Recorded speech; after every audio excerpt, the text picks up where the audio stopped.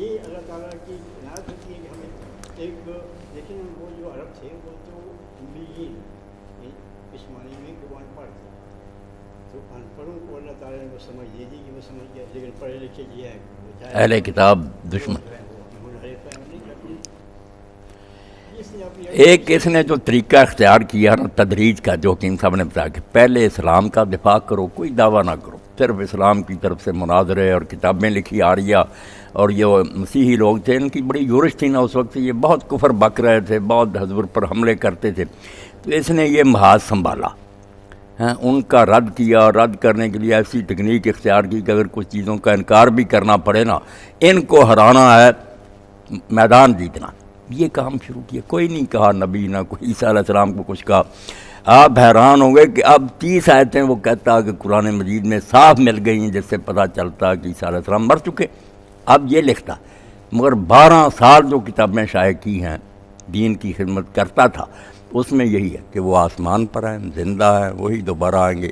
مسلمانوں کا ہم عقیدہ رہا، کوئی نئی بات نہیں لی۔ جب کچھ پھنس گئے، عقیدت مند بن گئے، جنہوں نے کہا یار یہ بڑا اسلام کا پہلوان اور اسلام کا دفاع کرتا، پھر کہا ہو میں تو غلط سمجھتا تھا کہ عیسیٰ علیہ السلام زندہ، وہ تو مر چکے، جو آنے والا تھا وہ نہیں آئیں گے، ان کا مثیل ہے، انہی صفتوں والا، اسی طرح کا عاجز، مسکین، حلیم الطبع، جیسے مسیح تھے وہ بھی تلوار لے کر نہیں آئے تھے، یہ مراد ہے کہ اس طرح کا آدمی آئے گا، وہ نہیں آئے گا۔ یہ پھر فتح اسلام اور اس طرح کتابیں جو تعالیٰ پھر یہ لکھی، اس پر کوئی اور ہنگامے ہوئے، مگر کچھ لوگ جو تھے انہوں نے کہا کوئی بات نہیں یار، عیسیٰ علیہ السلام مر گئے، پھر کیا ہوا، سر سید وغیرہ بھی تو یہ کہتے ہیں۔ نبی پھر بھی کہا، جس کسی نے کہا کہ آپ تو نبی بننا چاہتے ہیں، کہا اللہ کی اور فرشتوں کی اور سارے جہان کی لعنت ہے جو حضور کے بعد نبی بنے، نبوت تو ختم ہو چکی، جب آپ نے دین مکمل کر لیا اور آپ کی تعلیم بھی محفوظ ہے، امت بھی جو ہے اس کا سلسلہ چل رہا ہے، کیسے نبی آ سکتا؟ بہت دلائل دیے چغتائی صاحب ختم نبوت کے حق میں،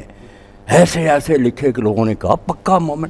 دہلی کی جامع مسجد میں کہا سید نذیر حسین رحمۃ اللہ علیہ نے جب کہا تو نبی بننے کا ارادہ رکھتا، اس نے کہا سارے اہل اسلام جمع دعا کرو کہ جو حضور کے بعد نبی کسی قسم کا بنے اس پر اللہ اور فرشتوں کی لعنت۔ اب لوگ مجدد وغیرہ تو ہضم کر گئے، مگر 1901 میں یعنی پورے 20 سال لکھتا رہا کہ نبوت بند ہے، کوئی نہیں ہے، پھر وہاں جا کر کہ نہیں جیسے عیسیٰ علیہ السلام کے بارے میں غلط فہمی میں تھا، اسی طرح یار میں تو نبی تھا مگر خواہ سمجھتا رہا کہ میں نبی نہیں ہوں، پھر پینترا بدل لیا 1901 میں۔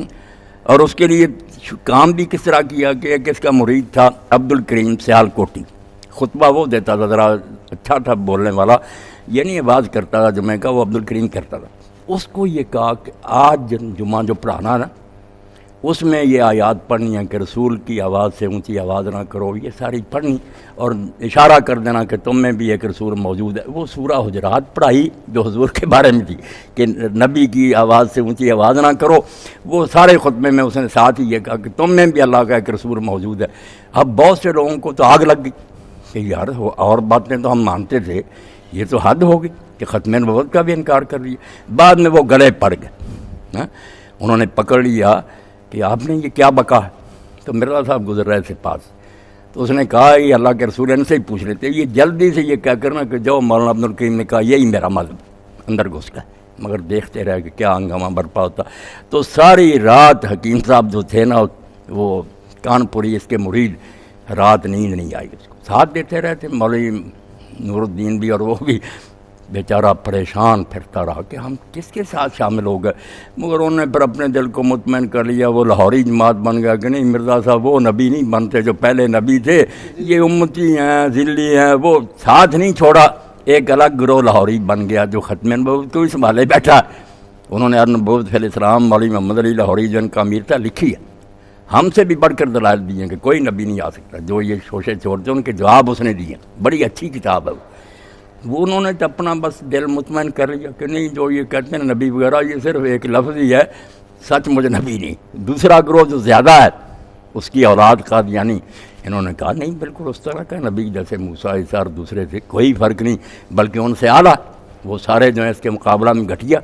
تو دو گروہ بن، اس طرح آہستہ آہستہ جو اس نے قدم اٹھائے نا، شروع میں اگر کہہ دیتا تو شاید کوئی بھی ساتھ نہ دیتا۔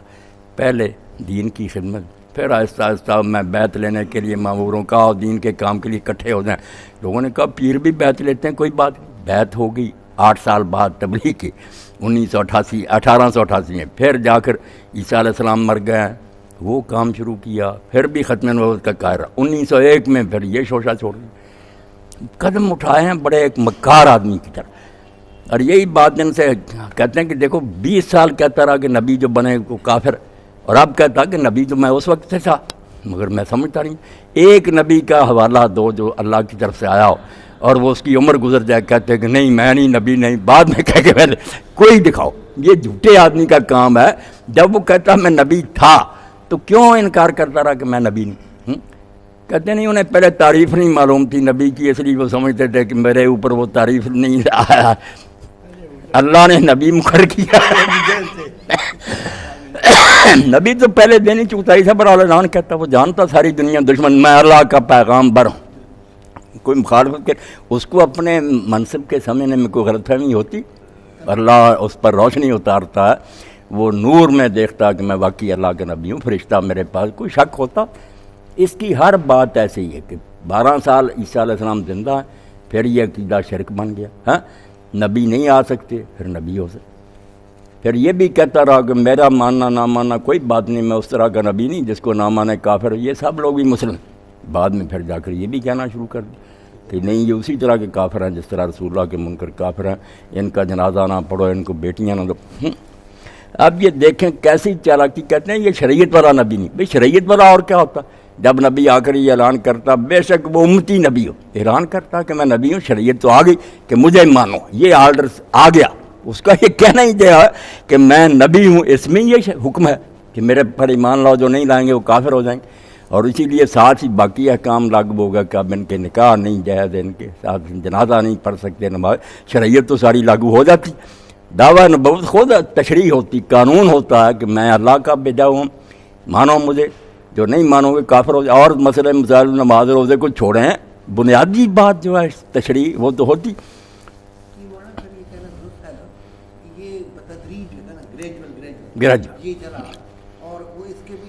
اور پھر چغتائی صاحب یہ بھی دیکھیں باقاعدہ ختم میں ہے ان کے, یہ حکیم نور الدین ظاہر ہے, یہ بڑا ہوشیار تھا, پڑھا لکھا, اس نے خط لکھا. وہ خط کا حوالہ ہے. کبھی نبیوں کو لوگوں نے مشورہ نہیں دیا کہ آپ بن جائیں.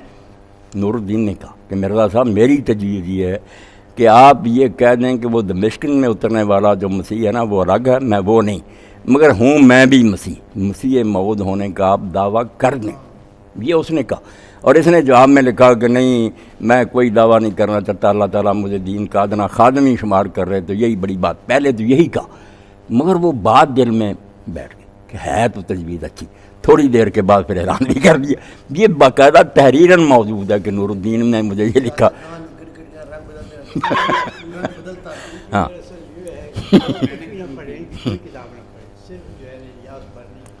ہاں قادیانی مدد پہلے تو اس کو ایک معقول شریف اور ایک یعنی صحیح دماغ آدمی بھی تسلیم نہیں کر سکتا. اتنی تضادات اس میں آپ کو ملے گی کہ آپ الیاس برنی کی وہ بہت اعلیٰ کیا قادیانی مدد بہت ہے. کتاب جمع کر دیں اپنی طرف سے نہیں, ان کے جو سارے ہیں نا وہ اسی کے حوالے سے 800-900 صفحے کی کتاب نا, بہت اس نے محنت کی. 800-900 صفحے کی بس, باب وارنا ختم نبوت کے بارے میں یہی بھی پہلے کیا تھے, بس کوئی ایک سطر بھی نہیں لکھی اپنی طرف, وہ شیشہ سامنے کر دیا. مولانا میں نے جہاں بیان کیا تھا ایک دفعہ آپ کو یاد ہوگا کہ انگریز جب آیا تو ان کو سب سے زیادہ سیٹ اپ 1857 والا ملا. بہت سارے انگریز مارے گئے, تو وہاں سے 1862 میں ایک کمیشن آیا کہ یہ کیا ہوا تھا. انہوں نے 12 تحقیقات کی, انہوں نے کہا کہ ایک لفظ جہاد ہے, یہ اس کی شرارت ہے ساری. پھر 5 سال کے بعد انہوں نے اور زیادہ ایک کہا کہ تفصیل سے معلوم ہو. انہوں نے یہ معلوم کیا کہ یہ جہاد ہے اور یہ قرآن میں آیا ہے, نبی پر اترا ہے قرآن اور اللہ کی طرف سے ہوا. اب اس کو کوئی آدمی ختم نہیں کر سکتا. ہاں جی, اب کوئی نبی کوئی آئے گا وہ اس کو منسوخ کر سکتا ہے. اللہ اگر یہ تیاری کر رہا تھا ادھر ان کو بھی ضرورت تھی, ضرور یہ دونوں چیزیں مل گئی تو اس نے جناب. اور جیسے حکیم صاحب نے بتایا نا, حال یہ تھا باقاعدہ ریکارڈ میں کہ جب لوگ انگریز افسروں کے پاس جاتے تھے نا کسی کام کے لیے, تو کہتے تھے احمدی ہو, پوچھتے تھے یا ان کی سفارش لاؤ یا ہم دیو پھر کام ہو. دوسرے مسلمانوں کو تو بالکل کوئی اہمیت ہی نہیں دیتی. ان کو انہوں نے پروجیکٹ کیا نا, آگے سے آگے لے گئے.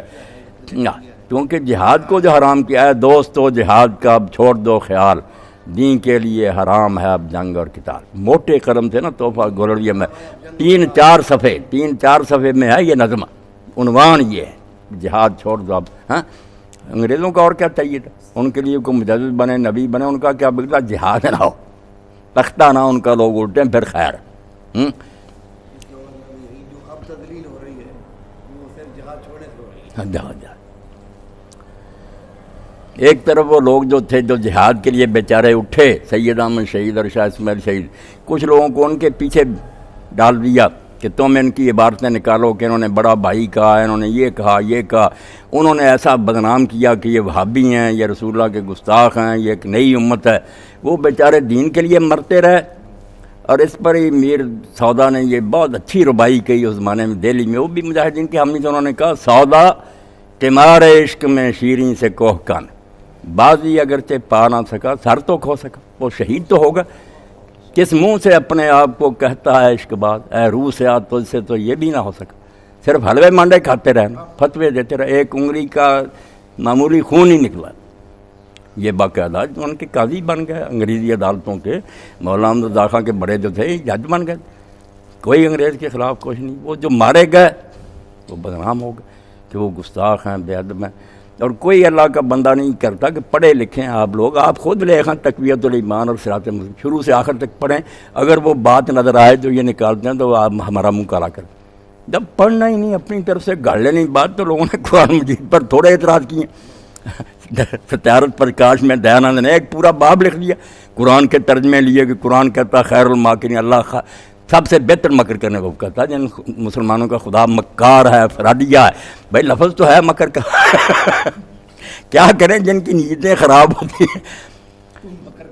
مولانا احمد رضا خان نے بھی جہاد کی مخالفت کی. نہیں, جہاد تو خیر انگریزی حکومت میں کچھ سوال ہی نہ پیدا ہوتا تھا, نہ اس وقت وہ ہمارے پاس اتنی طاقت تھی. باقی جانے ہی ذائقن, مگر جہاد کو ویسے نہیں نا حرام کیا جیسے ہی غلام احمد. اس نے تو دوسرے علماء تو اگر کہتے تھے نا کہ حالات نہیں یا شرائط نہیں پوری, وہ الگ بات ہے کہ آخر کو استطاعت تو ہونی چاہیے, طاقت. یہ تو سرے سے کہتا تھا نا کہ نہیں, وہ دور گیا. بلکہ اس نے ظالم نے انبیاء پر اعتراض کیا, کڈا ظالم ہے. اللہ پر بھی کہتا جہاد جو ہے نا پہلے خون ریزی ہوتی تھی. موسیٰ علیہ السلام کے زمانے میں بچوں اور عورتوں کو بھی قتل کیا جاتا تھا. حضور کے زمانے میں اس میں ذرا نرمی آئی کہ عورتیں بچے نہیں قتل. اب میرے دور میں بالکل ہی خالص رحمت ہوگی کہ کسی کو کچھ نہیں کیا. یعنی اللہ بھی اس زمانے میں ظالم تھا کہ بچے اور عورتیں مرواتا تھا. اللہ, موسیٰ, رسول اللہ سارے بدنام کر دی. اور صحیح یہ ہے کہ شاید وہ نجات ہی پا گیا, کیونکہ وہ بیچارہ مانتا تھا کہ مجھے مراک کی بیماری کا نا اعتراف کرتا تھا کہ مجھے مالی خولیا, اس لیے اس کو قابو نہیں تھا اپنا. یہ اس کے بیٹے بشیر الدین نے بھی عدالت میں بیان دیا تھا کہ مجھے بھی ہے سارا ہماری خاندانی بیماری ہے, میری والدہ کو بھی مراکی کے پاگل. اس لیے کوئی بات آپ پڑھتے جائیں, 1000 صفحہ پڑھیں, اتنی بات مشکل سے ملے گی کہ یہ کیا کہنا چاہتا ہے. ایک سطر لکھی حاشیہ, 10 صفحے حاشیے کے, پھر حاشیہ در حاشیہ, ہوش ہی نہیں کیا کدھر جا رہا ہوں. ویسے ایک عجوبہ ہے, اگر آدمی جو غریب بن جائے اور اس کو اتنی امت میں لوگ مل گئے, یہ تاریخ کا عجوبہ ہے. یہ نور الدین وغیرہ جو تھے نا, یہ کو پڑھے لکھے تھے, انہوں نے نوک پر مارے. اس کو کوئی تحریر پڑھ ہی نہیں سکتا, بہت مشکل ہے. پہاڑ کھودا اور نکلا چوہا, بیچارے کو کوئی پتہ نہیں.